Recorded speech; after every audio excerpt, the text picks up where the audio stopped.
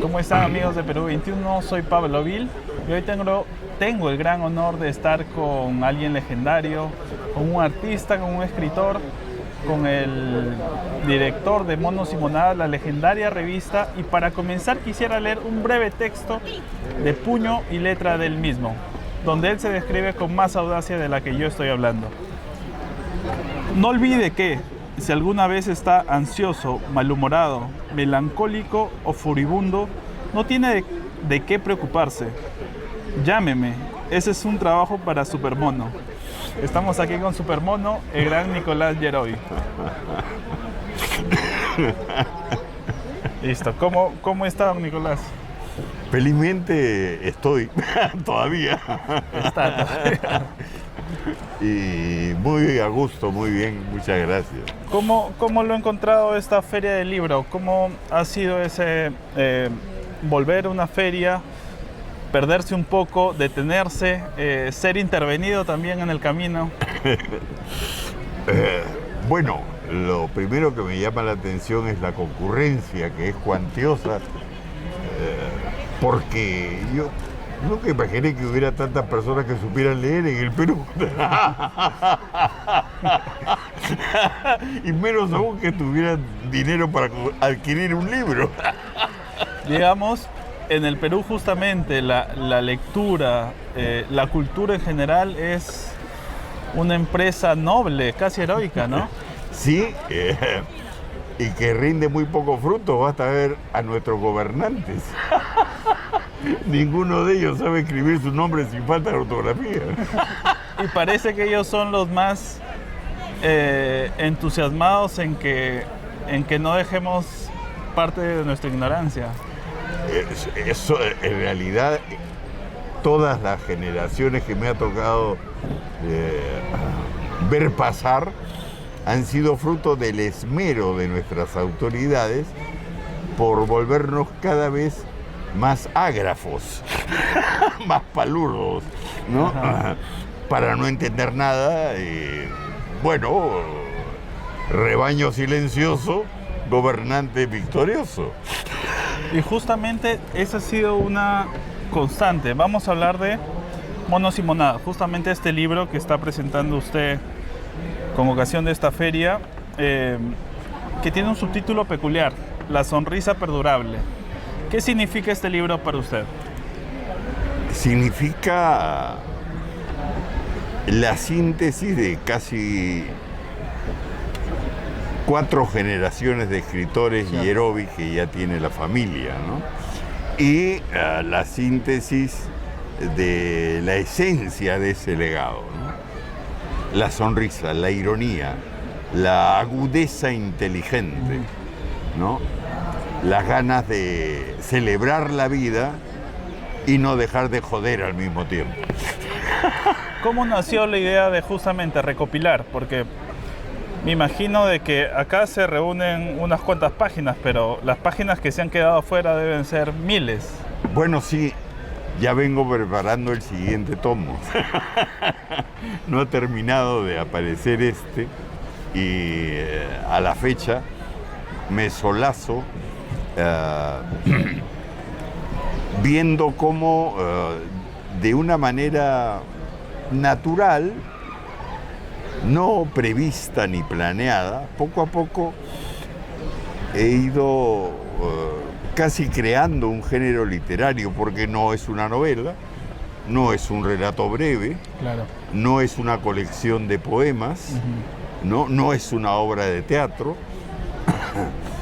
En realidad es una simbiosis de la historia del Perú, la historia de un linaje de escritores único que ya cuenta 4 ascendientes, Claro. de bisabuelo a bisnieto y ya tataranietos, que bueno, no sabemos, esperemos que haya algún astronauta, algún ingeniero físico. Eso lo dije. En la sucesión, ¿no?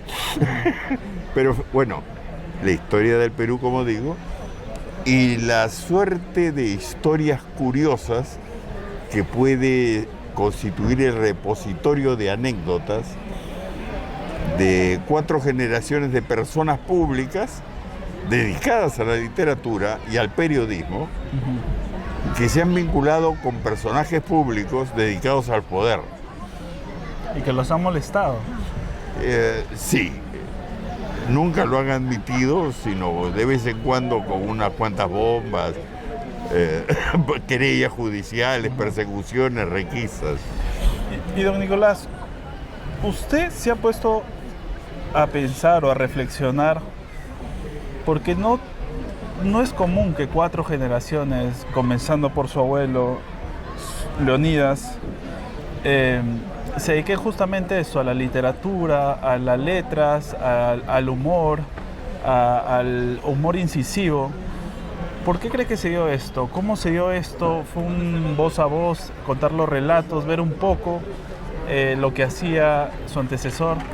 Bueno, y yo pienso que los espíritus extremadamente sensibles, como los espíritus artísticos, que están muy inermes e indefensos frente a los embates del destino, que en el Perú suelen ser muchos, tienden a crearse una suerte de escudo protector que les permita eludir estas agresiones y hostilidades de la vida. Entonces encontraron, empezando por mi abuelo, que funda a los 23 años Monos y Monadas en 1905, encontraron en el sarcasmo, en la agudeza inteligente, en la gracia y en el ingenio, una forma de evitarse las amarguras. Y esto parece que se convirtió en algo genético, porque mi padre lo heredó, sus hermanas también. Yo he conocido a una, por desgracia solamente a una de las hermanas de mi padre, mi tía Janet, que fue quien reunió durante 20 años diariamente, concurriendo a la Biblioteca Nacional a copiar de los diarios todos los versos que había dejado su padre. Ajá. Bueno, estas historias que ellos me contaron han permitido que yo pueda componer este libro, ¿no? Y como digo, mi padre lo continuó esa tradición, y al irse mi padre, yo, que era un poeta que se dedicaba a hacer versos para enamorar muchachas, y ese era todo mi propósito en la vida, al irse mi padre, decidí continuar la obra que él estaba dejando inconclusa con su partida en el año 75, después de haber llevado de la prensa escrita a la radio. Era las ondas radiales, el medio de comunicación por excelencia, era la internet de los años 40, 50, ¿no? Entonces él lo llevó a la radio y yo lo regresé al mundo del periodismo impreso, porque en tiempos de dictadura militar, de esa en particular, el gobierno se había adueñado de todas las emisoras de radio y de todas las televisoras. Entonces, ellos permitían, los militares, la reaparición de revistas antiguas, que señores presentes. Y bueno, solo me llevó casi 4 años obtener la licencia. Solo 4 años. Pero la obtuve, ¿no? Y a la segunda edición nos clausuraron de nuevo. Es el Perú, ¿no? Justamente hablando del Perú, don Nicolás, usted lo describe como el Perú es un deporte de aventura. En otra parte también dice, es un caos perfectamente organizado. ¿Cómo es el Perú? ¿Qué otra descripción me lanza del país? Bueno, ¿cómo explicarlo? Hay países que tienen gobernantes, nosotros tenemos ladrones. Por Dios, mencióneme usted un país que ha logrado reunir en una misma prisión, ¿no?, simultáneamente a dos exdictadores como Fujimori y Pedro Castillo, que dieron su golpe de Estado, y a un expresidente que es extraditado a los Estados Unidos por ratero. En la misma cárcel, un solo país. Entonces, esas son cosas pues que atraen al turismo. Hay que verlo por el lado positivo. Exactamente. ¿Y qué recuerdos tiene usted de fiestas patrias? ¿Hay cosas para celebrar en fiestas patrias? ¿Cómo no? La sobrevivencia del país. Todavía existimos. Si me permite usted leer un fragmento, una carta abierta que hace su abuelo en 1908. Voy a leer justamente una parte, ¿no? Que él dedica una carta abierta a San Martín. A don José de San Martín, al Libertador, sí. Y en una parte él dice, o si quiere usted me podría ayudar a leer. ¿Cómo no? Con gusto.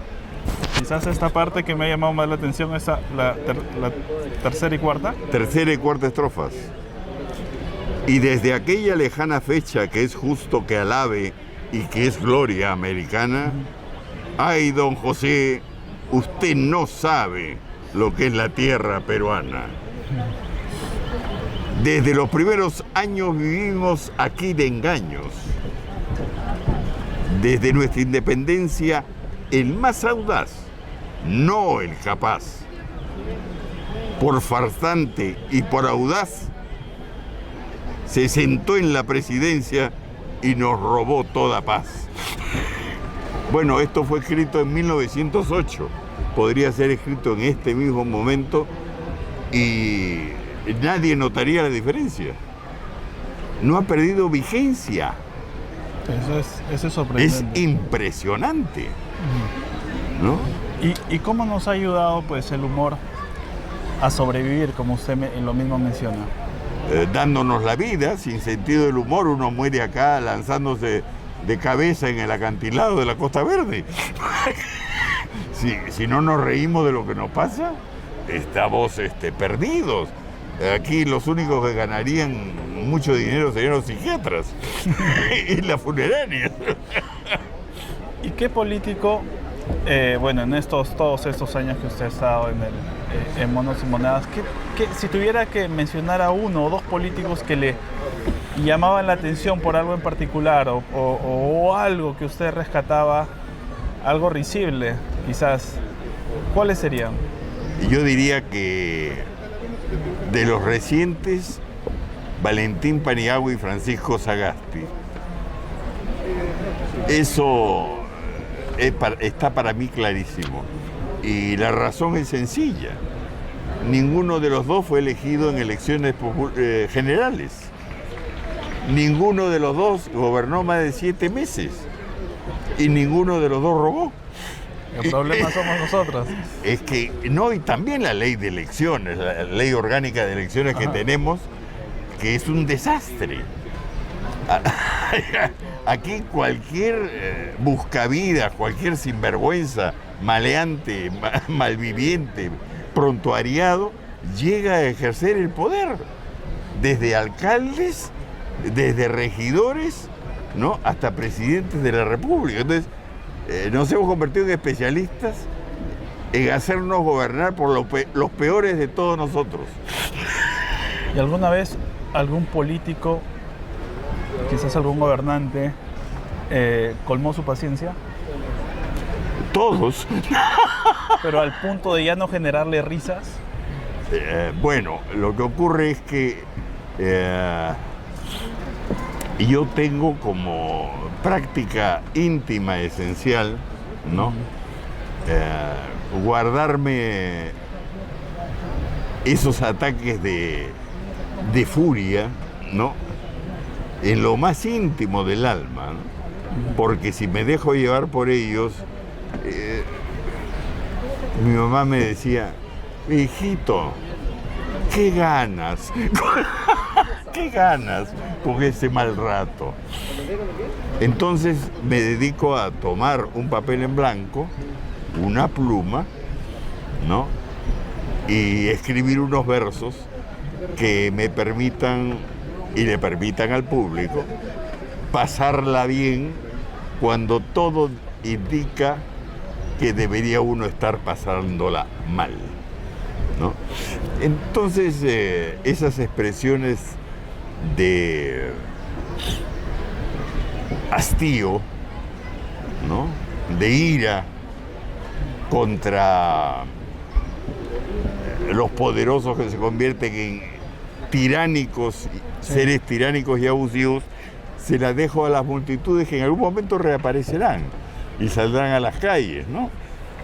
¿Existe una especie de letargo, usted cree que del país? Sin ninguna duda. Hay a mi juicio, un hartazgo de toda esta serie que parece interminable de errores que hemos cometido. Pero suele decir la gente, ¿por qué eligen mal? Y hay un equívoco esencial acá. Ajá. Uno elige entre quienes están en la carta para ser elegidos. Pero si todos son un montón de personalidades excrementicias, digamos que a uno no le dejan alternativa. ¿Por qué los requisitos para gobernar el destino de más de 30 millones de personas no son más exigentes? ¿Por qué hemos tenido que vernos en la cartilla electoral con unas alternativas que son simplemente penosas? Y nos esperan, y tiempos peores vendrán, al parecer. Vamos a tener casi 30 candidatos. Si no hasta 50. el momento. Si no 50. Un candidato por cada millón. En realidad, hay una obra que no sé por qué ningún teatro quiere presentar, una obra que yo he escrito, una comedia, soy autor de comedias. Claro. No sé por qué ninguna sala de teatro que depende del Estado me permite presentarla. Están ocupadas, comprometidas. Todo. Es una obra muy divertida que se llama La Señora Presidenta. No sospecha usted porque no. No entiendo, es que debe haber mucha actividad teatral, entonces no hay sala disponible, digamos. Don Nicolás, ¿cuál sería el principal requisito que usted le pondría a un candidato para postular? Que sea alguien que haya hecho algo por su país, por el Perú. Que uno, revisando su vida y su obra, se encontrara con una persona, no con un mamarracho. Y es un requisito al parecer simple, pero muy difícil. Bueno, tal y como vienen las cosas, dificilísimo, ¿no? Imagínate, 50 candidatos a la presidencia, donde se ha visto, ¿no? Y nos lleva esa ley orgánica de elecciones a tener la marca mundial de 7 presidentes juramentados en 6 años. Digo 7 porque la gente suele olvidarse de Mechita, pobre, nadie le da pelota. Pero y más de 100 ministros. 142 ministros en 18 meses. No han terminado de acomodarse en el asiento y ya está despedido, ¿no? ¿Tiene eso algo de racional, de lógico, de inteligente? No. ¿Y el Perú entonces es un país para reír o para llorar? Las dos cosas. Sin ninguna duda. Pero bueno, ya es tiempo de obrar y llorar menos, ¿no? Y de reír, no hemos dejado de reír nunca, porque si no hubiéramos reído no estaríamos acá presentes. Ya nos hubiéramos disuelto en el aire, ¿no? Convertidos en un atado de furia y de impotencia, ¿no? Y don Nicolás, para ir finalizando, la obra es un Es un archivo también del humor peruano, sobre todo creo yo. Seguramente habrá más capítulos que escribir. Y quería mencionarle, me llamó la atención una parte, una fotografía donde usted menciona, creo que se titula También viene, donde usted menciona el legado y cómo, digamos, Isabel y Salvador también podrían continuar. Hay esperanza de que continúen. ¿Ya en qué plataformas usted también imagina y ensaya en qué plataformas serán? Bueno, inimaginables serán esas plataformas, ¿no? Yo cuando empecé a escribir y publicar mis primeras obras existía el linotipo. Linotipo. El linotipo, con sus lingotes de plomo fundidos, ¿no? Ni siquiera existía la máquina de escribir eléctrica, ¿no? Una computadora era inimaginable. La radio estaba recién creada. La televisión vino después, ¿no? Este asunto del TikTok que me hace grabar mi hija Paloma es algo para mí marciano. Ni hablar pues del Instagram y todas estas cosas. ¿En qué dimensión de la comunicación se encontrarán los miembros de la quinta generación de la familia? Bueno, ya es una cosa loca admitirlo, pero el hijo mayor de mi sobrina Olivia, hija de Olivia Yerovi, hija de mi hermano Luis Fernán, Ignacio, acaba de ganar el premio de relato breve en España y ya está siendo antologado a los 17 años. ¿Por qué no un físico nuclear en la familia? ¿Qué pasa? Astronauta. Un astronauta tan bonito con su casco y esas cosas. Entonces que los hijos de Paloma resulten siendo artistas, no podría decir que sería un hecho que a mí me llegara a sorprender, ¿no? Cambiarán las plataformas, los Yerovi continuarán y los políticos sí seguirán siendo los mismos. Esperemos que no, esperemos que no. Tiene que llegar el momento en que pase el camión recolector de basura y se lo lleve a todos. Muchas gracias, don Nicolás. Usted ha sido muy amable.